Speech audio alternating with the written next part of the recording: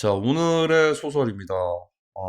자, 이제 불길한 예감이 다가옵니다. 개인적으로 이게 왜 좀 불길하냐면, 트럼프 대통령이 북한의 김정은과 여전히 좋은 관계를 유지하고 있다고 말했다고 했습니다. 이거, 초반에도 그렇게 말을 했는데, 지금 3월 14일인 지금도 그런 얘기를 하거든요. 한국에게는 엄청 치명적입니다, 이게. 음. 이게 뭐 역정보일 수가 있나? 일부러 반대로 할 그럴 게 있을까요? 제가 볼 때는 중국의 국경도 개방됐고 여행도 지금 금지시키고 한 게 약간 그런 구도로 갈 것 같아요. 트럼프 대통령은 계속 이제 악동 같은 김정은을 계속 이제 우리는 친하다, 우리는 이렇게 잘 지내고 있다 이렇게 하는데 갑자기 이 그림은 김정은이 그걸 뒤통수 쳐서 배반할 것 같아요. 그래서 이 프레임을 가지고서 트럼프 대통령을 또 한번 공격을 할 것 같습니다. 아니 친하다고 했는데 왜 한국을, 그러니까 이거 공격할 게 그렇다고 북한에서 미국 본토에다가 쏠 수는 없는 거고, 뭐 EMP 같은 것들 대신에 핵이 없어야 돼요. 비핵 EMP 이거 만들었다고 얘기 이미 나왔거든요. 미국에서 공식적으로 얘기를 했어요. VOA 찾아보시면. 그래서 이제 굳이 따지면은 지금 이제 이렇게 잘 지내고 있는데 주한미군이 주둔하고 있는 한국에다가 여기서 뒤통수를 쳐서 날려버리면 이걸 또 이제 프레임으로, 지금 트럼프 대통령이랑 일론 머스크 공격 엄청 받는 거 아시죠? 막 서로 이간질도 나오면서 트럼프 대통령은 뭐 이제 푸틴의 개다, 막 이런 식으로 뭐 소련에 뭐 이제 숨겨놨던 스파이다, 막 별의별 얘기가 다 나옵니다. 뭐 그게 진짜인지 아닌지는 모르겠지만 우리가 거기까지 알 필요는 없을 것 같아요. 왜냐면 저희는 앞으로 이제 한반도가 통일이 어떻게 될 건지, 금융시장은 어떻게 될 건지, 뭐 북극 항로는 어떻게 되고, 코인은 어떻게 되고, 민코인은 어떻게 되고, 그게 중요하지. 사실 그 높은 곳, 그냥 그 엄청 높은 곳에 그런 정보들까지 우리가 알 수 있는 방법이 없잖아요. 그쪽에 관련된 사람들이 아닌 이상. 그래서 일단 보여지는 것들만 어떻게 흘러가는지가 중요한 것 같아요. 너무 깊게 가버리면 사실 의미가 없다. 그러니까 제가 딱 느끼는 거는 뭐냐면 지금 보여지는 구조에서는 초반에는 화이트캣이 그냥 무조건 지는 쪽으로 가는 거예요. 초반에는. 그 말이 뭐냐면 트럼프 대통령은 두 가지를 외쳤다라고 말씀드렸잖아요. 평화를 위한다. 두 번째는 금융시장. 뭐 해가지고 이제 좀 골든에이지.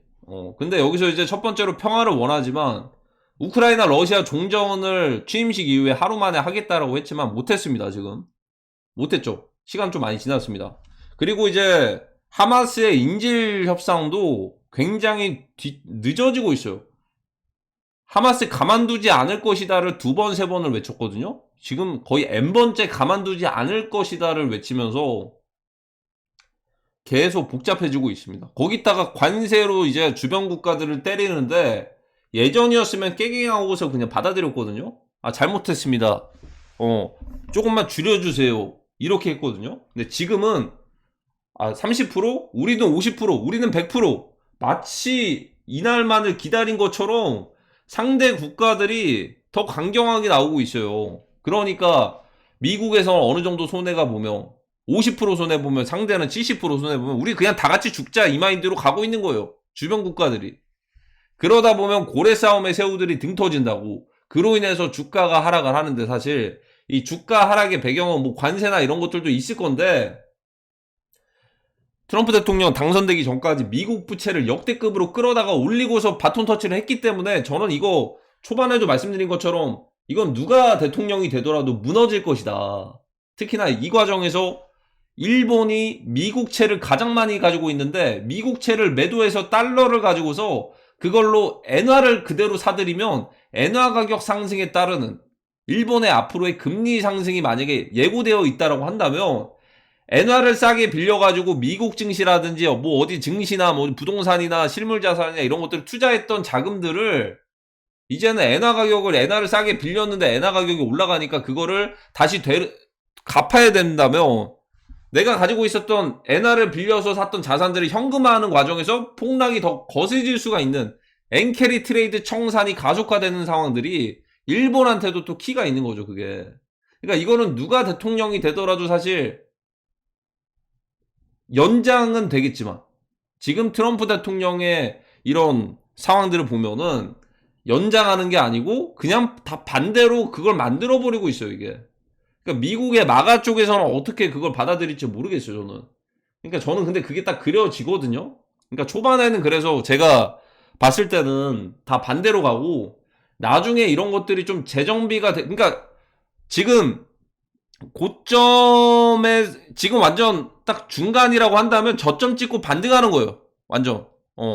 바닥에서 이제 반등하는 그런 건데 이 바닥이 어디까지일지 모르는 거죠. 반등을 아주 세게 하는 거겠죠. 쭉 우상향하는. 그러니까 마치 리먼 브라더스에서 미국 주가 엄청 크게 떨어지고 우상향했던 것처럼 초반에는 그래서 계속 때려 맞다가 나중에는 반등들 하지 않을까. 그 반등이라는 게 나중에는 뭐 예를 들어 업적들을 계속 하나씩 실현하는 상황들이 나오지 않을까라는 생각이 들어요, 개인적으로. 근데 이게 뭐 안 좋게 가면 이로 인해서 뭐 변수가 생길 수도 있는 건데 트럼프 대통령이 근데 저는 개인적으로 일단은 초반에는 때려 맞는 걸로 가는 거고 그러면 그 반대로 생각하면 되는 거예요. 지금 그러니까 저희 상황에 한국 상황에 이걸 대입을 해보면 트럼프 대통령은 김정은과 좋은 관계를 유지하고 있다고 얘기를 하는데 갑자기 김정은이 배반해서 이걸 공격할 수 있는 게 뭐가 있을까를 생각을 해보면 주한미군에 주둔하고 있는 이 미군들도 있는 이 한국에다가 북한이 갑자기 기습적으로 이것들을 마치 이더리움 해킹한 것처럼 공격을 해버리면 이거는 완전 트럼프 대통령을 우스꽝스럽게 만들어버리는 이 프레임 공격을 할 수가 있지 않을까라는 생각이 들고 그러면 자연스럽게 그 상황은 곧 이제 한반도 전쟁으로 이어지는 거죠.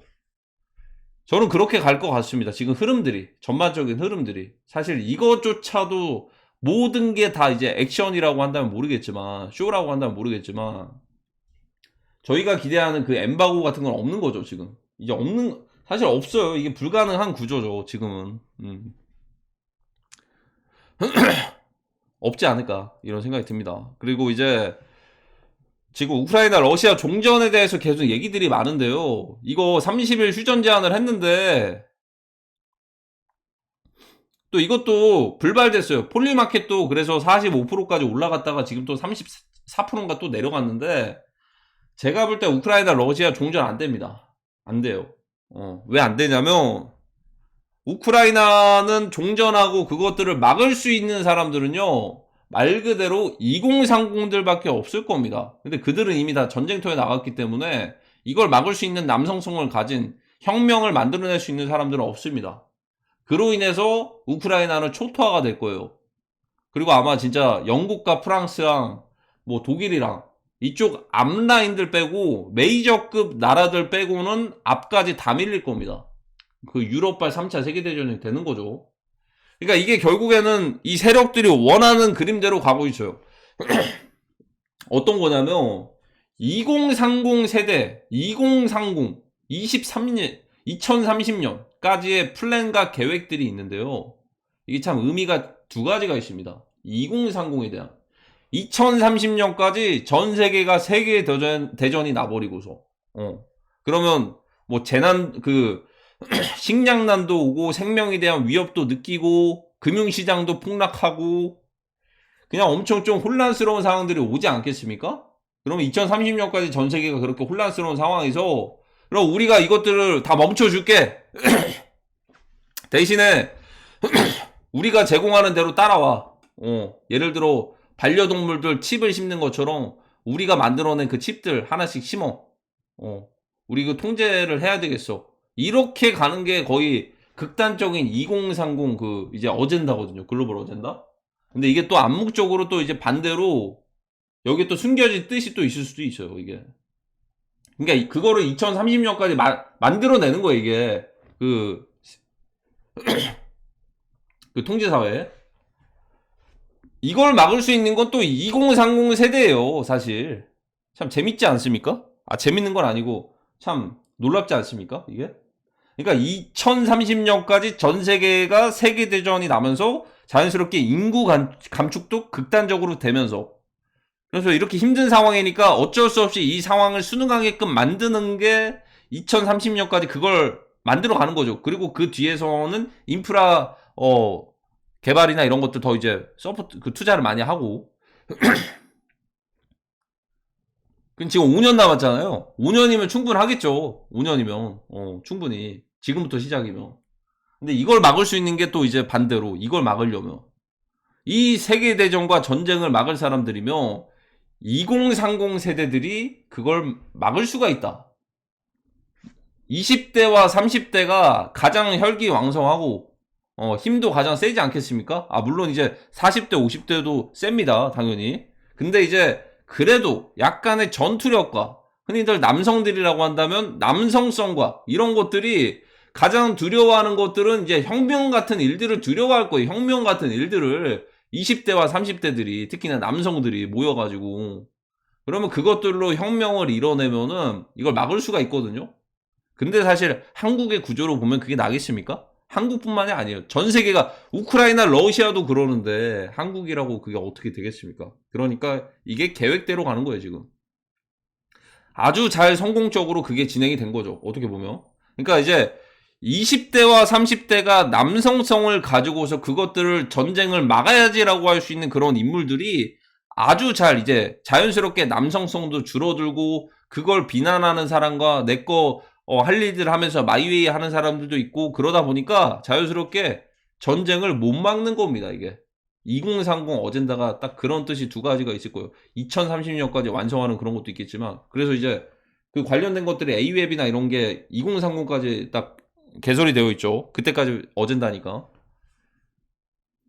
남성성이 넘치고 많은 러시아와 우크라이나도 그것들을 못 막는데 한국이라고 막겠습니까? 그러니까 다가올 것들에 대해서 미리 생각을 하고 있어야죠. 이유라도 알아야 되지 않겠습니까? 이유 없이 싸우는 건 의미가 없지 않겠습니까? 지금 우리는 못 막고 있는 거예요. 아니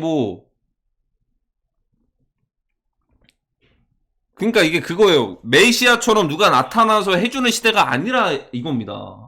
갑자기 뜬금없이 누가 복귀를 하셔가지고 윤통님이 복귀를 하셔서 일거에 척결을 하고 그냥 이렇게 집회하고 시위하다가 뭐 가만히 있다 보니까 뭐 갑자기 트럼프 대통령이 나타나서 일거에 척결을 하고 미군들이 나타나서 일거에 척결 그런 게 없어요. 지금은 없습니다. 그런 공짜 지원이 없는 시대입니다. 공짜 지원이 냉정하게 없습니다. 그런 걸 얻으려면 피를 흘려서 자유를 얻어라 라는 말이 딱 이제 달라붙을 겁니다. 그러면 2030이 가장 이제 남성성이 많은 남성들이 그런 혁명을 이뤄내지 못했으면 강제성이 딱 이제 붙으면 되겠죠. 그게 전쟁이에요, 그게. 3차 세계대전. 그게 나고 있는 게 우크라이나, 러시아고요. 거기선 막지 못했잖아요. 그나마 우리보다도 남성성은 거기가 더 셀 거예요. 뭐 상남자 이런 것들 나오는 것도 보면 러시아 쪽이 많잖아요, 이게. 그래도 못 막았잖아요. 한국이라고 그거 막을 수 있겠습니까? 하필이면 또 이제 우리는 미국과 중국의 그 신냉전 시대에서 이제 어떻게 보면 굉장히 골치 아픈 지정학적인 위치에 또 이제 있는데 그래서 사실 이제 지금부터는 좀 지난번부터 말씀드린 거 냉정하게 말씀드린 게 희망으로 굴리다가 안 나오면 더 실망감 가지지 않겠습니까? 지금 그러니까 그 2030 세대들이 그걸 막지 못해서 전쟁으로 가는 겁니다. 이들은 세력들을 또 기회를 주는 거예요, 이게. 줬다라고 하는 거예요.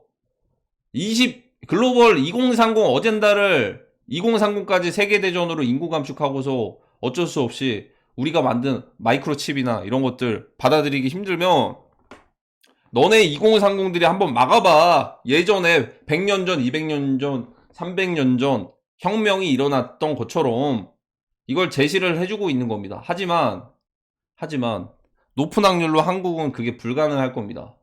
왜 그러냐면 그 중국이라는 나라도 그 천안문 사태 이후에 모두가 다 억눌려 있었던 그 시대와 세월이 40년이 넘게 지났기 때문에 이들은 저항할 수 있는 세력들이 사실상 없다.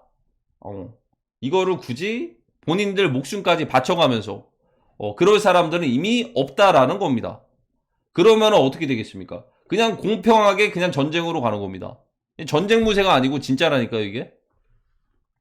그러니까 이유도 없이 그러니까 지금 코로나가 겪고서 그러니까 그때부터 시작이었는데 코로나부터 해가지고 그때부터 좀 빨라진 거죠. 그때부터가 이제 시작이에요. 2020년부터 2030년까지 가는 게 이제 절반 왔잖아. 2025년. 나머지는 세계대전으로 가는 건데 이걸 누가 막겠냐고, 이걸. 못 막죠. 어떻게 막겠어요, 이게. 근데 한국에서는 그걸 넘어갈 수도 있었던 기회는 제가 볼 때는 2030들의 약간의, 그런 것들이 1월 달쯤에 나왔으면 되지 않았을까라는 생각이 듭니다. 그건 충분히 가능했습니다. 일론 머스크가 그 샤라웃 해주고 했을 때. 그러니까 2030 세대들을 강조한 것도 있을 거예요. 왜냐면 그걸 만들어낼 수 있는 건 2030밖에 없으니까. 그러니까 2030 키워드 한번 찾아보세요. 1월달에 얼마나 많이 나왔는지. 괜히 강조한 게 아닙니다. 키르스키스탄인가? 그 나라까지 해가지고. 그러니까 결국에는 뭐 그런 것도 있어요. 그러니까 이게 예를 들어 그러면 일부러 전쟁을 내는 건가로 갈 수도 있는데 사실 또 일부러 전쟁도 나는 상황도 아니에요, 이게. 그러니까 그 세력들은 뭐 극단적으로 인구 감축을 해가지고 전쟁을 내겠다라고 이렇게 볼 수도 있겠지만 그것보다는 전쟁은 뭐 비즈니스다라고 볼 수도 있겠지만 지금 우리가 겪고 있는 한반도의 코리아 2.0이 되려면 또 전쟁이 날 수밖에 없는 상황이에요, 이게. 우리뿐만이 아니고 최종적으로 이 유대인 세력들은 이제는 이 중국 쪽의 그런 이제 공산당을 해체를 하면서 독점하는 체제로 가서 이 화이트캣을 밀어줄 거기 때문에 어쩔 수 없이 정상화를 위해서는 전쟁을 할 수밖에 없는 상황이기도 해요. 그래서 이제 중국이 발톱을 드러낼 때까지 계속 기다리는 상황일 수도 있고 계속 그래서 중국을 압박하는 전략으로 저는 생각이 듭니다. 그러면 이제 두 가지가 있는 게, 자, 두 가지가 있어요. 첫 번째로, 결국에는 이제, 앞으로 대격변 시대가 오는 건 맞습니다. 그러면 두 가지를 선택을 하는 거예요. 첫 번째, 두 번째. 첫 번째, 전 세계 사람들이 마치, 아니면 우리 아시아권으로 얘기를 드리면, 아시아 사람들이 중국에서 하는 통제사회처럼, 우리 뭐 이제 무조건 위챗페이 쓰고 무조건 QQ페이 쓰고 막 이런 것들만 쓰면서 이렇게 통제사회로 가다가 인체의 신비전 어느새도 모르게 누구도 모르게끔 이렇게 되거나 정말 그런 식으로 가는 게 낫겠냐. 그런 통제사회가 좋겠느냐. 통제사회인데 이게 좋니? 그냥 이제 전쟁 없이 이렇게 중국처럼 주변 국가들 중국처럼 되는 게 좋니? 아니면은 이거 바꿔버리자. 이거 우리가 막아줄게. 대신에 이거 전쟁밖에 없어. 이거 어떻게 막아? 지금 중국도 많이 성장을 했는데. 대신에 전쟁으로밖에 못 가. 어차피 우리 통제사회로 가거든? 근데 전쟁으로 가는데 이거 막아줄게. 그래서 우리가 해체시켜줄게. 대신에 제2의 중국, 제3의 중국 같은 사람들이 나오지 않기 위해서 우리 통제가 필요하겠어. 그러니까 어느 정도 우리가 하는 룰을 따라와. 뭐 예를 들어 뉴럴링크가 됐던 우리가 쓰는 그러니까 중국에서 다 감시한 다음에 중국에서 인터넷 쓰는 것들 너네 거 다 본 다음에 그러니까 우리가 대신에 인터넷 같은 것들 우리 투명하게 다 우리 다 쓸 수 있게 할게. 뭐 스타링크 같은 것들 우리 다 같이 이거 하나만 쓰자. 뭐 이런 식으로 해서 그러면 뭐 중국이 지금까지 뭐 어떤 장비들이 뭐 이제 인터넷을 감시하고 뭐를 하고 이런 것들이 나오니까 우리가 대신에 그런 것들은 안 할 테니까 우리가 하는 것들로 따라와. 뭐 뉴럴링크, 스타링크, 뭐 기타 등등.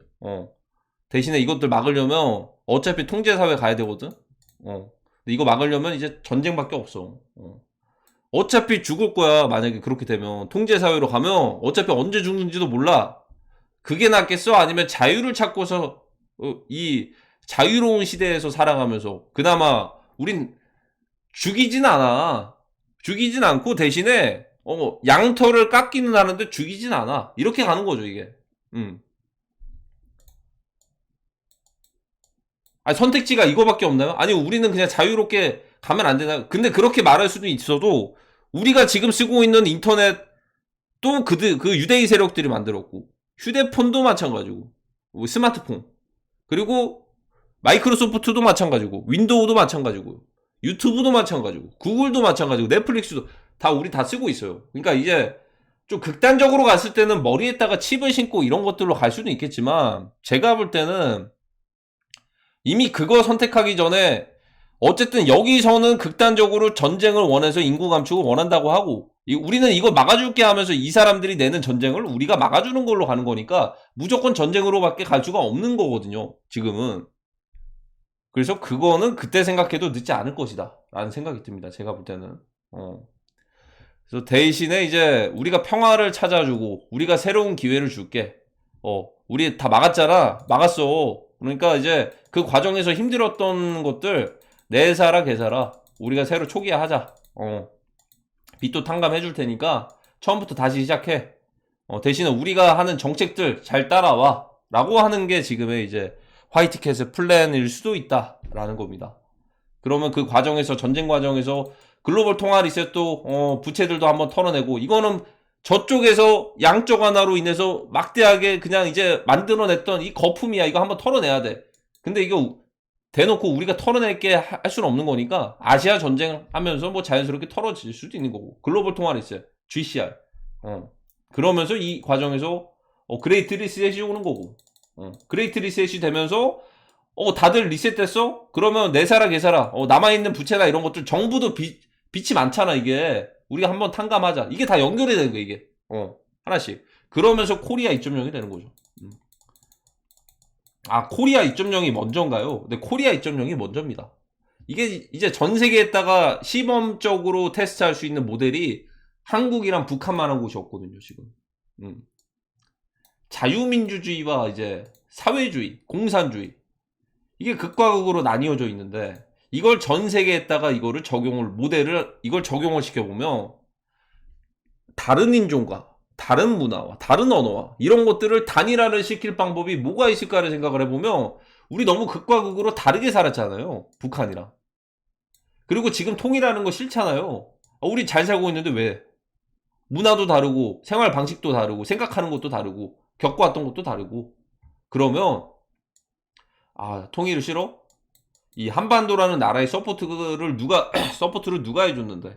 라고 하면서, 그럼 통일을 한번 되게끔 만들어야겠다. 통일 한번 되게끔 만들자. 통일 한번. 언제 통일을 원하는지 한번 보자. 라고 하는 게 첫 번째가 아마 전쟁일 겁니다, 아마. 통일이 싫다고? 30%밖에 원하지 않아?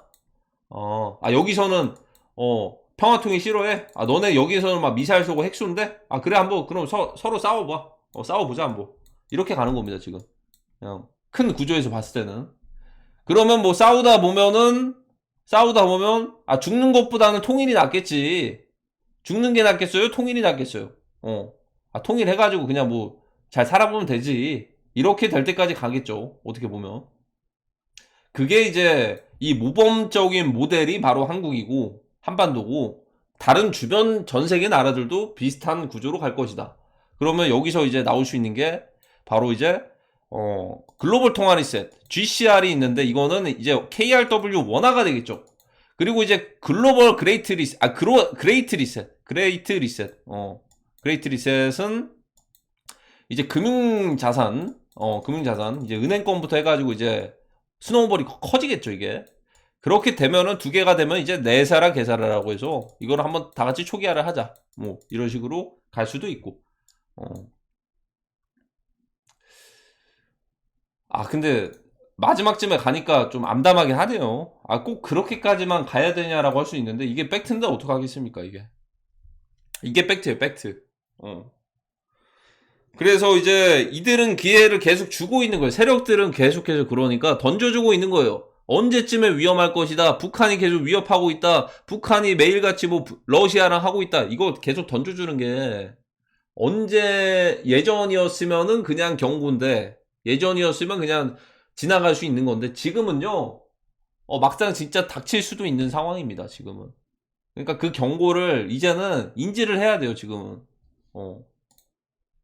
인지를. 그럼 다이나믹하게 막 그런 건 없나요? 다이나믹하게 예전에 뭐 EBS 같은 것들, 아니 전세계 비상계엄령 하는 것들 저도 어디서 본 것 같은데, 예전부터 막 2020년부터 준비했었는데 한 번도 안 왔다. 자, 그 EBS 같은 것들은 사실 최후의 카드겠죠. 어떻게 보면 군사적으로 가는 거고 강압적으로 가는 거 아니겠습니까? 그게 이제 전 세계에다가 스타링크가 다 공급이 되고 나서 어느 정도 정리가 됐을 때, 나머지 살아남은 사람들에게 알려주지 않을까요? 그리고 한국에서는 EBS가 나오기가 좋은 환경이긴 하지만, 개인적으로 만약에 중국에서 간섭을 안 했으면은 중국에서 그냥 한반도를 포기를 했으면은 가능성이 있었을 것 같거든요. 그러면 제가 만약에 화이트캣 세력이면은 한반도를 포기했으면 여기만 딱 가둬놓고서 내부적으로 뭐 이제 EBS 가동해서 틀어주면서 그 군사전으로 이제 비밀 군사전처럼 해가지고 뭐 비슷하게 11호처럼 해서 이렇게 됐을 것 같아요. 여기만 간섭 안 했으면. 근데 지금은 간섭을 포기 안 한 것 같지 않습니까? 포기를 안 했으면은 지금은 어쨌든 대전처럼 해서 이제 좀 전쟁이 있겠죠. 전쟁이 이렇게 있고, 여기서는 뭐 이렇게 미국에서 이렇게 해가지고 이렇게 있고 이렇게 싸우겠죠. 이렇게 서로 싸우고 나서 하나로 합쳐지고 나서 그때는 좀 알려주지 않을까요? 그때는 EBS 실행해 줄 수도 있고요. 그러지 않을까 이런 생각이 듭니다. 일단은 그래서 오늘 드린 내용은요. 지극히 개인적인 생각입니다. 그러니까 이게 사실 의도를 모르겠어요. 근데 지금 시점에 또 한 번 김정은 샤라웃을 한 거는 사실 지금의 프레임 전쟁에서 봤을 때 트럼프 대통령을 우습게 만들 수도 있는 거예요. 이게 나는 김정은이랑 친한데 갑자기 김정은이 다른 행동을 하는 거예요. 지금은 그 다른 행동이 뭐가 될까? 그게 바로 이제 한국에 대한 공격일 수도 있다. 왜냐하면 지금까지 1월 초부터 해가지고 트럼프 대통령이 외쳐왔던 김정은 샤라웃과 김정은의 행동을 봤을 때 일단은 트럼프 대통령은 김정은과 좋은 관계를 맺었다라고 했던 게 1월 초에는 이제 갑자기 동해안에 미사일 쐈고요. 취임식 되기 전에 또 미사일 쐈어요. 그리고 취임식 이후에 김정은 한번 만나야겠다라고 했는데 서해안에 또 미사일 쐈고 어쨌든 탄도미사일 쏘면서 핵 보유량까지 증가시키겠다고 이렇게 얘기를 했습니다. 그러니까 트럼프 대통령 얘기하는 것 그냥 다 반대로 얘기를 하고 있어요, 이게. 그래서 저는 지금부터는 이 부분에 대해서 이번엔 한방 반대로 크게 공격할 게 뭐가 있을까를 생각을 해보면 김정은 그리고 이제 북한에 대한 공격이 정말 치명적일 수가 있을 것이다. 왜냐하면 지금은 이제 어쨌든 주적은 이제 북한으로 가는 건데 북한에서 뭐 이제 간첩이나 스파이 같은 행동들이 많이 최근에 적발되기도 했고 혹여나 만약에 북한 입장에서도 마찬가지입니다. 윤통님이 만약에 기각돼서 나오면 그것도 북한 입장에서 위협이 될 수도 있는 거예요. 그러면 그때를 노려서 분쟁이 날 수도 있는 겁니다. 그리고 반대로 인용이 되면은 또 이제 우파 진영. 그러니까 이게 결국에는 참 골 때린 게 이게 기각되냐 인용되냐 아니면 뭐 기각 각하되냐 인용되냐 이걸로 인해서 큰 대격변이 일어나는 상황으로 됐어요. 지금 골 때립니다. 정말 놀라워요 이게. 그래서 이 흐름들을 잘 따라가야 되지 않을까라는 생각이 듭니다. 오늘의 소설은 여기까지입니다.